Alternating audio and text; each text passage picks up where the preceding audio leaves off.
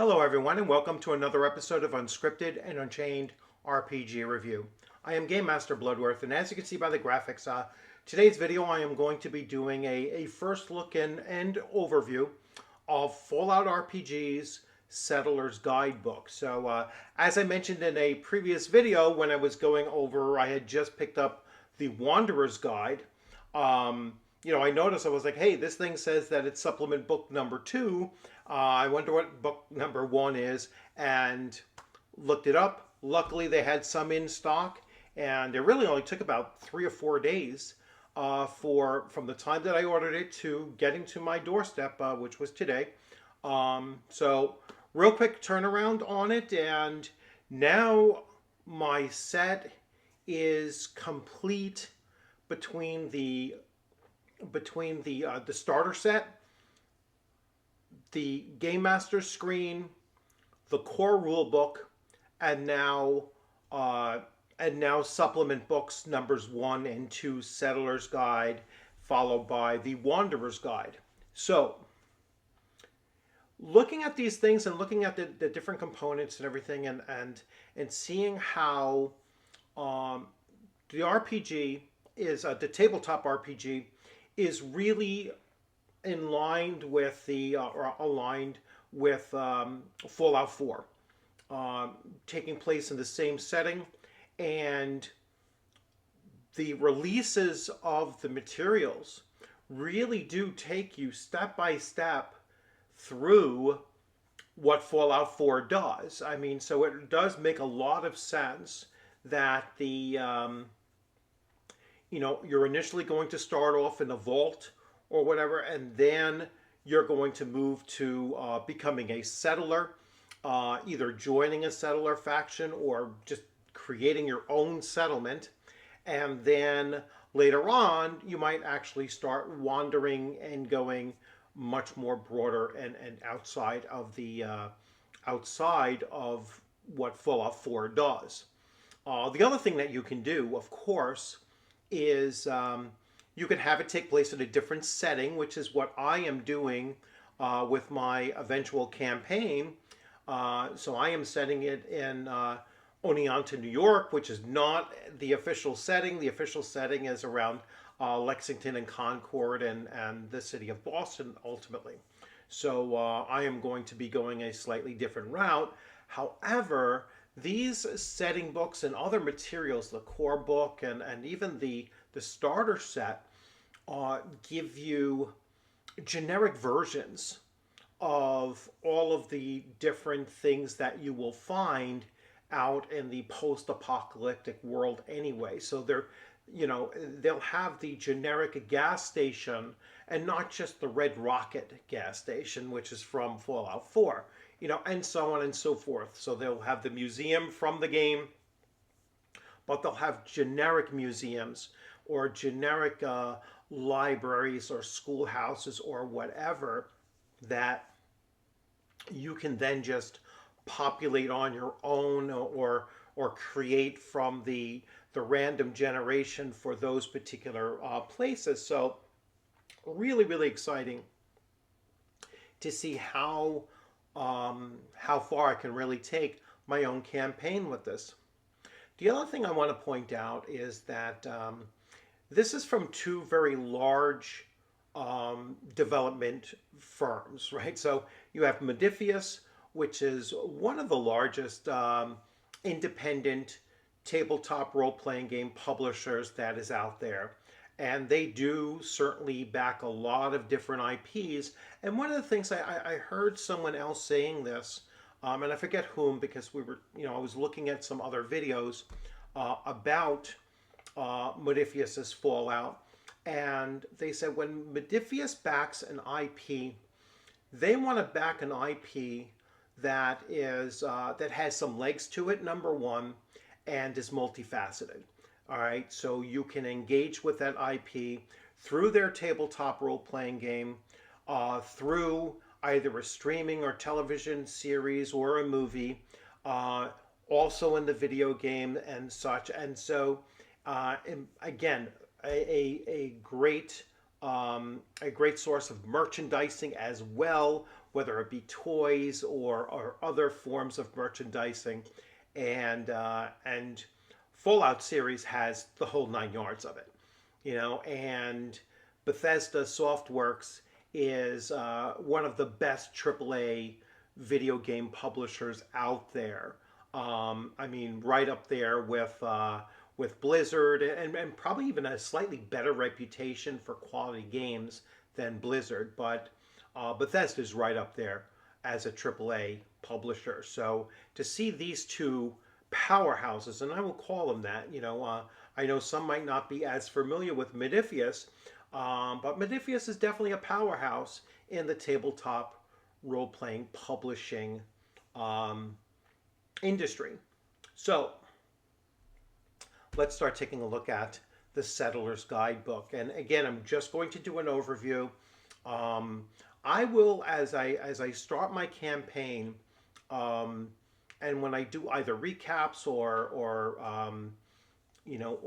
live plays or whatever it's going to be, I will mention where the encounters and where the items and whatnot actually comes from in the timeline of the game, right? So of the computer game, and so you'll see, like I'll say, this comes from the Settler's Guide, and this is why it is in this particular stage of introducing the players that are playing the tabletop role-playing game. This is why that's coming to them at this point in time.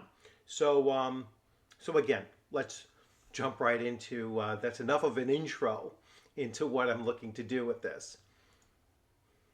And again, this is just going to be, a really quick preview or overview.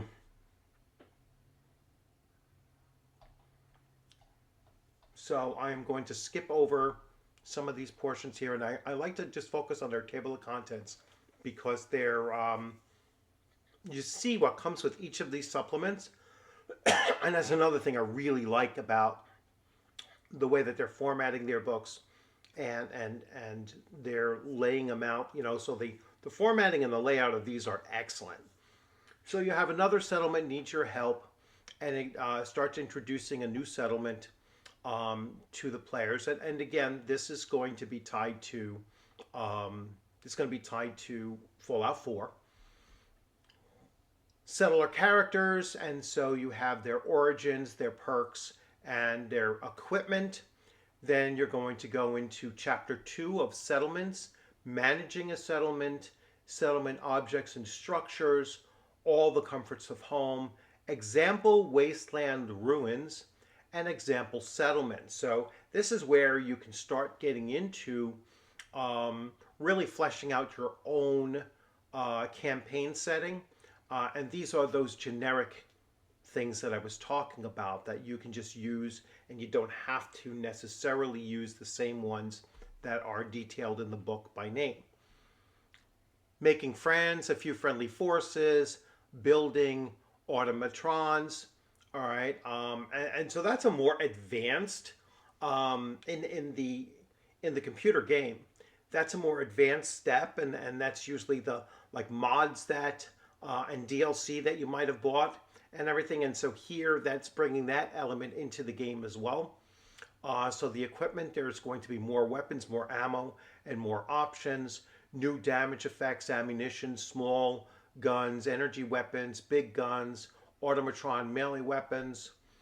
Then Chapter 5 is game mastering. So faction reputations, individual NPC reputation, synth player characters, building a settlement identity, making and maintaining allies, attacking settlements, and then rescuing settlements.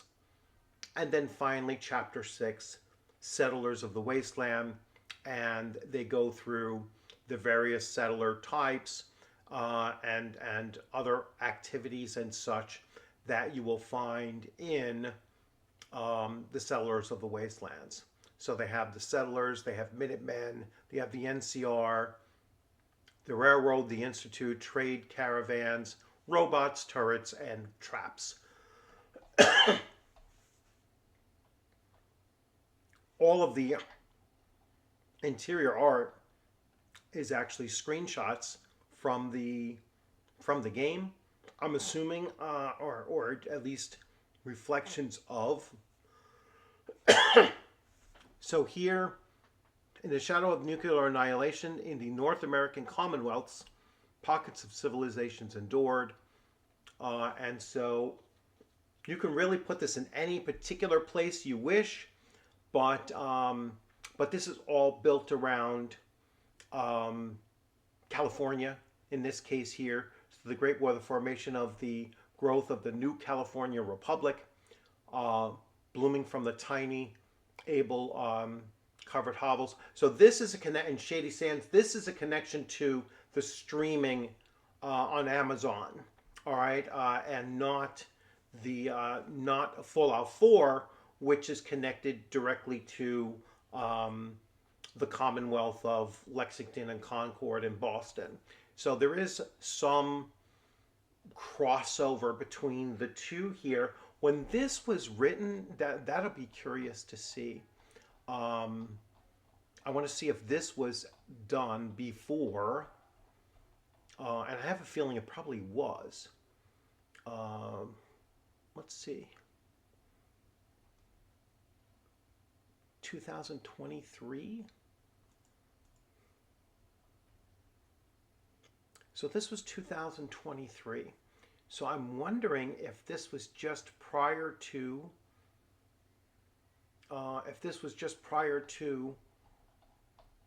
the streaming on Amazon. It may have been, actually. It may have been just prior to the streaming on Amazon. Or this was written before that actually streaming, that did start in 2023. I believe it started in 24 though. Oh, I clicked forward to a few other things that I have coming up later for my later presentation. But let's see, I did want to show you one other thing. So this is a settlement, like a settlement sheet, that you can name your settlement. You put it, its happiness score, its income, its people, its food, its water, its power, its defense, and its beds. That's exactly the way that the Fallout 4 works on the computer. Settlers and their jobs, their stockpile, and you could basically manage your settlement just off of this one sheet and make changes to it and whatnot. So I kind of like that idea as well. Let me take a look at, since we have plenty of time here, let's take a look at example of wasteland ruins. And I'll wait for this to get caught up. Oh, you're frozen. You're freezing up on me.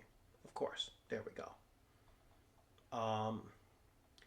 So an old farmstead, an abandoned farmhouse, and a barn surrounded by overgrown fields. It could be the source of some modest loot and salvage and shelter for a few nights. But if you can clear it out and patch it up, it could be much more. The problem, a group of 6 to 10 of feral ghouls have settled in the farmhouse and need to be cleared out. Structure, the farmhouse is a large structure with a medium structure as an upper floor. The upper floor has been set up as 2 quarters, each containing 2 beds. One of the rooms on the ground floor is a lounge providing +2 happiness, and it contains semi-functional kitchen which functions as a cooking station. The other 2 rooms on the ground floor are unused.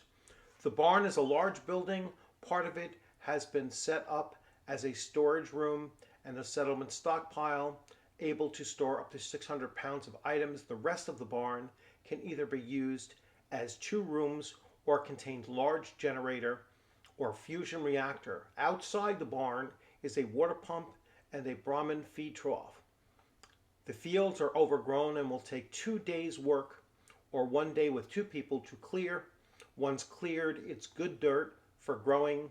Between the farmland and the old farming tools, 1 tend crops action can tend to 12 crops rather than 6, allowing 1 person to provide plus 6 food. Here you have the Red Rockets truck stop. So again, a named place. Abandoned munitions factories, and example settlement. So you can do a variety of, like a framework for settlements here.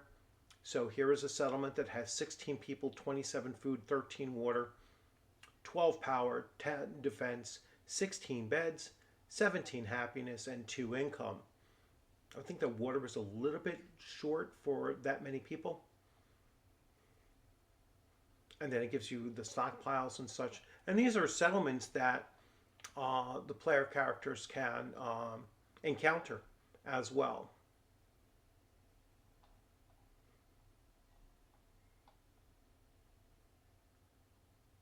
Oh, so this is supposed to be in Newark.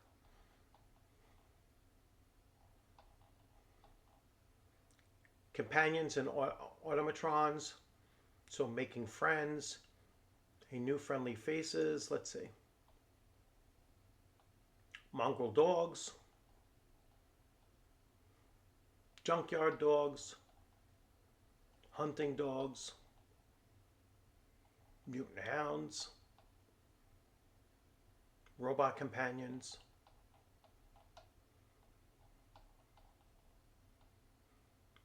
Protectron bodyguard robot.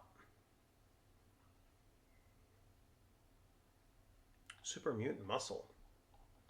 So these are just encounters that you can create that are potential friends and allies for the players as well.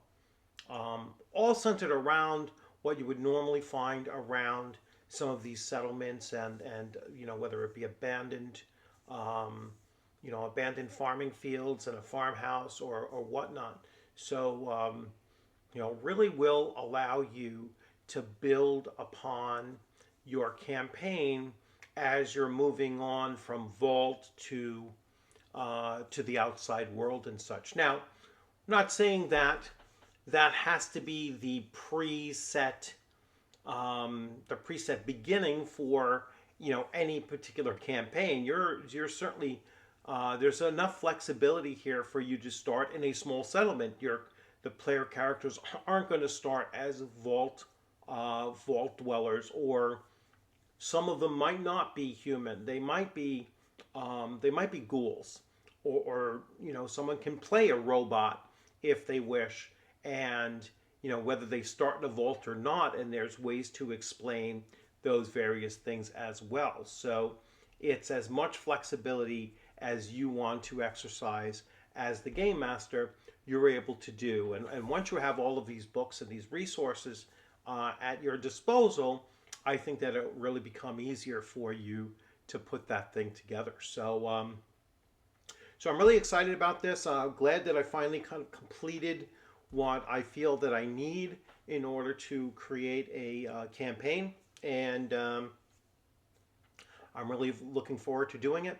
And I'm looking forward to introduce it to some new players, and then eventually just sharing those stories with you, here on the channel. So I hope you enjoyed this video. As always, I look forward to seeing you on a gaming screen or at a convention sometime soon. My next upcoming convention is September 27th and 28th. That will be ShireCon in Connecticut. And once I get past that, then I'm just putting all of my efforts and looking towards the Philadelphia Area Game Expo. And then after that, in April, that Philadelphia Game Expo is in January. And then in April would be Rising Phoenix in Massachusetts. And then AutoCon here in Pleasant Valley, New York. And then right back to restarting the whole thing over again with ShireCon the following year. So those are kind of my 4 go-to conventions that I plan on making part of my regular circuit, which I've spoken about in previous videos. Also tonight at 8 p.m. I am doing a live stream I'm responding to a video from Blueberry Wolf Bridge, really unique name, and we'll be talking about Shadow Dark, or I'll be talking about Shadow Dark, and anyone's welcome to chime in. And then I will be then getting ready for my Shadow Dark game tomorrow night, which I'm looking to record, and record the actual play, and look to release that out onto the channel so that people can see. And then starting next week, I am back to work on my regular, Monday through Wednesday schedule, and I'll see what modifications to my gaming schedule that will entail when it does happen. So, looking forward to seeing everybody tonight. So make sure that you check in tonight during the live stream. And as always, if you haven't subscribed, please consider subscribing. If you like this video, please give it a like, and share it out there, and absolutely leave your comments in there. I'm really looking forward to seeing any comments. If you're already running full out RPG, or if you're looking to run it and you have specific questions, then feel free to ask those as well. You all have a great rest of your evening. Take care.